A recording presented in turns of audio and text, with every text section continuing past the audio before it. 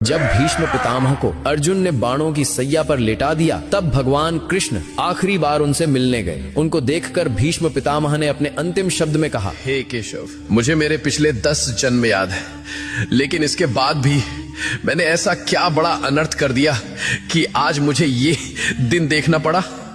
पिछले 10 जन्म में मैंने तो कोई पाप नहीं किया, तो फिर मुझे ये बाणों की सैया क्यों मिली? ये बाणों की सैया अब मुझसे सही नहीं जाती। मुझे मेरे सवाल का जवाब दो केशव। तब भगवान कृष्ण ने कहा कि हे पितामह, ये बात आपके 10 जन्मों के पहले की है। जब आप एक राजकुमार थे, तब आप जंगल से भ्रमण कर रहे थे। तभी आपके रास्ते में एक सांप आ गया। आपने उसको मारा नहीं, बल्कि ये सोचकर कि कहीं ये सांप किसी को काट ना ले, इसलिए आपने उस सांप को रास्ते से हटा दिया।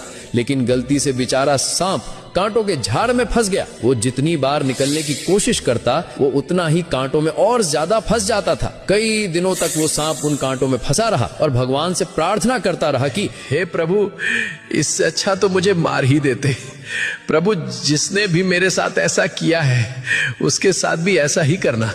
लेकिन पिछले 10 जन्मों में आपने ऐसा कोई पाप ही नहीं किया जिससे आपको उस कर्म का फल भोगना पड़े। लेकिन जब द्रौपदी का चीर हरण हो रहा था, तब आप मौन रहकर भी ये सब देखते रहे थे। आप चीर हरण को रोक सकते थे, लेकिन आपने ऐसा नहीं किया। तभी आप इस पाप का भागीदार बन गए थे। इसी कारण से जैसे वो सांप उस दिन कांटे में फंसा था, आज उसी प्रकार आपको ये कांटे की सैया मिली है। तुम कितने भी बुरे कर्म कर लो, लेकिन उसका फल अवश्य मिलता है, इस जन्म में या फिर अगले जन्म में, लेकिन मिलता जरूर है। भगवान कृष्णा को दिल से मानने वाले भक्त कमेंट में जय श्री कृष्णा अवश्य लिखें।